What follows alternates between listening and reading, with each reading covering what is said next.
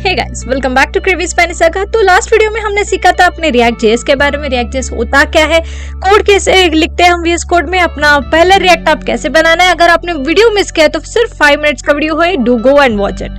आज जो हम सीखने वाले हैं सुपरबेस के बारे में। बेसिकली सुपरबेस है क्या, एक डेटाबेस है, ठीक है।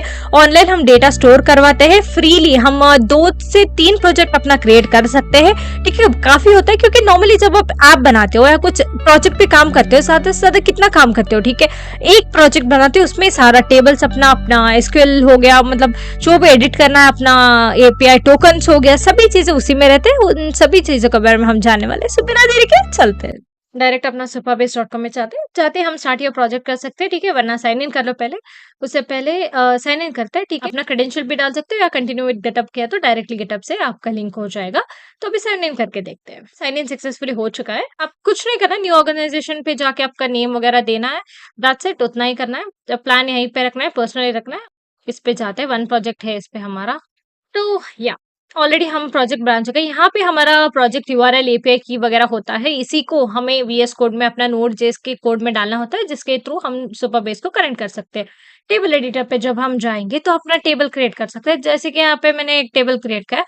चलो और एक न्यू टेबल बोल के क्लिक करते हैं। समझ लीजिए कुछ मार्क्स का हमें लिस्ट बनाना है, ठीक है। मार्क्स डिस्क्रिप्शन वगैरह नहीं चाहिए, आईडी वगैरह रखेंगे। सेव पे क्लिक करेंगे। किस पे क्लिक करेंगे? हम अपने सेव पे क्लिक करेंगे। तो थोड़ी देर में ये सेव हो जाएगा। 2 कॉलम्स ऐड कर रहा है जनरली, आईडी वगैरह। तो मैं चाहती हूँ कि मार्क्स हमारा ये है ना, तो और एक कॉलम हम ऐड करेंगे सब्जेक्ट बोल के, जहाँ पे कॉलम टाइप चूज करेंगे हम। इंट होगा, फ्लोट होगा कि क्या होगा। सब्जेक्ट्स है तो ऑफकोर्स टेक्स्ट होगा। टेक्स्ट होगा, फॉरेन की है, प्राइमरी की है, नहीं है तो सेव कर लेंगे हम। एक बार सेव हो गया तो हम इंसर्ट करेंगे अपना रो। जनरल ऐसे नहीं करते हैं, नॉर्मल एसक्यूएल एडिटर में जाके हम कर देते हैं। आईडी हम देंगे 1 कुछ या 10 दे देंगे, ठीक है। यहाँ पे डेट वगैरह आप चूज करो, आज का डेट कुछ सेलेक्ट करो एंड टुडे बोल के डाल दो, ठीक है। ओके, ये डाल दिया। सब्जेक्ट टेक्स्ट आप क्या डालना चाहते हो? चलो मैंने डाल दिया। अभी कौन सा पढ़ रहे हैं हम? डेटाबेस के बारे में पढ़ रहे हैं, तो database is the subject name, ठीक है। Data base,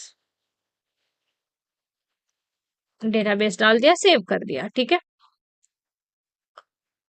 once done with this, हमारे वैल्यूज यहाँ पे ऐड हो जाएंगे। अगर आपको नहीं चाहिए ऐसे टेबल, डायरेक्टली आप ऐसे एसक्यूएल एडिटर से कर सकते हो, तो क्रिएट टेबल डायरेक्टली यहाँ पे कर सकते हो। यहाँ पे प्लस आइकन पे जाके क्रिएट न्यू स्निपेट कर सकते हो। कमांड लिखने हैं तो स्टूडेंट्स टेबल पे कुछ तो मैंने लिखा था। अगर आप रीनेम करना चाहते हो तो राइट क्लिक करो, रीनेम क्वेरी करो। मूव करना है क्वेरी को, डुप्लीकेट करना है क्वेरी को, डिलीट करना है क्वेरी को, वो भी आप कर सकते हो। समझ आई बात आपको? सिंपल सी बात है। एसक्यूएल एडिटर ज्यादा से ज्यादा यूज किया जाता है। टेबल एडिटर इसलिए हमें आसान हो जाता है क्योंकि सारी चीजें, जब आपके प्रोजेक्ट के बहुत सारी चीजें हो तो हम इजीली हम विजुअलाइज कर सकते हैं, ठीक है। तो उसके बाद बहुत इंपॉर्टेंट सी एक चीज है, वो मैं आपको दिखाना चाहती हूँ। जब आप नोटिफिकेशंस के रिलेटेड कुछ एपीआईज बना रहे हो तो एज फंक्शंस का यूज किया जाता है, जहाँ पे फंक्शंस डिप्लॉय न्यू फंक्शन पे जाके वाया सीएलआई किया तो ये कुछ चीजें आपको दिखाते जाएगा। वाया सीएलआई ऐसे हम कर सकते हैं, डायरेक्टली एक्सेस कर सकते हैं इसके इसके थ्रू, ठीक है। कनेक्ट करना है तो यहाँ पे कनेक्ट करना है। सीक्रेट्स, ये बहुत इंपॉर्टेंट चीज है।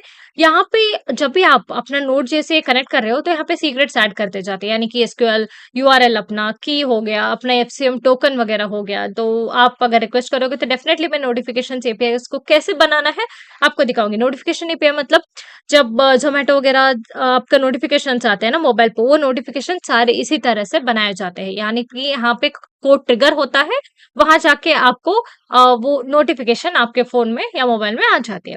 तो this is how edge functions are. उसके बाद हम देखेंगे अपना एपीआई डॉक्स, जहाँ पे अपना इंपोर्ट सुबह बेस हो, यूआरएल हो, की हो, कुछ भी हो, सारी चीजें इसमें हो ही रहेंगी। इन्हें बस कुछ नहीं करना है, कॉपी करना है, अपना वीएस कोड में जाना है, कोड वीएस कोड में जाके वहां पे सारे वैल्यूज डालने हैं, ठीक है। एंड एपीआई डॉक्स हो गया। अपना प्रोजेक्ट सेटिंग्स पे जब हम आते हैं तो ये बहुत इंपॉर्टेंट है, क्योंकि प्रोजेक्ट आईडी को हमें कनेक्ट करना होता है जब भी हम एपीएस बनाते हैं, ठीक है।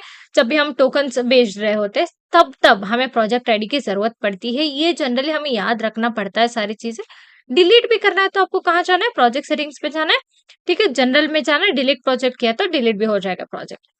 और एक बहुत इंपॉर्टेंट सी चीज, एपीआई कीज, इन चीजों को आपको एनोनिमस रखना है, मतलब किसी को नहीं देना है। एनोन की जो है ना, और एक चीज, जब भी हम वीएस कोड पे जहाँ अपना कोड लिखते हैं तो डायरेक्टली हम यूआरएल्स को या सुपरबेस के यूआरएल या एनॉन की को नहीं डालते, हम डालते डॉट इवन env फाइल में, उसके थ्रू अपना मेन सर्वर डॉट जेएस या जो भी अपना बैकएंड का फाइल होता है ना उससे एक्सेस करने को बोलते हैं, ठीक है। ये सीक्रेट की वगैरह कॉपी करते हैं। इतना बड़ा की है कि आप कोई कॉपी नहीं कर सकता, एक्सेस नहीं कर सकता, पर बी केयरफुल विद दिस।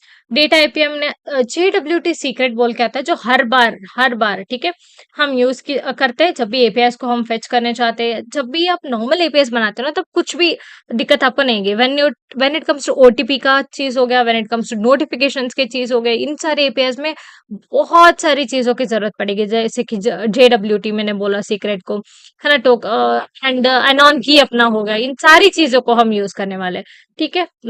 इसके बाद सब्सक्रिप्शन वगैरह के अभी के लिए तो आपको जरूरत नहीं है, पर बहुत बढ़िया चीज है ये ऑथेंटिकेशन सेटिंग्स मोड है, एंड एज फंक्शन है जो कि बहुत इंपॉर्टेंट है। एज फंक्शन सीक्रेट्स में ही हम सभी चीजों को ऐड करने वाले हैं। So that's it about the Supabase. अगर कोई भी चीज आपको, कोई भी इंफॉर्मेशन आपको लगे कि समझ नहीं आया है, या आप सुपरबेस पे काम कर रहे हो एंड आपको पता नहीं चल रहा कि ये पर्टिकुलर बटन या फंक्शनलिटी कहाँ पे है, तो ये यूआई थोड़ा डिफिकल्ट नहीं है, पर बहुत सारी चीजें मिल नहीं जाती है जब आप पहली बार करने चाहते हो तो। So if anything is there please let me know, comment section में आप डालो, एंड जरूर मैं उस पे वीडियो बनाऊंगी। सो तब तक के लिए take care and keep learning.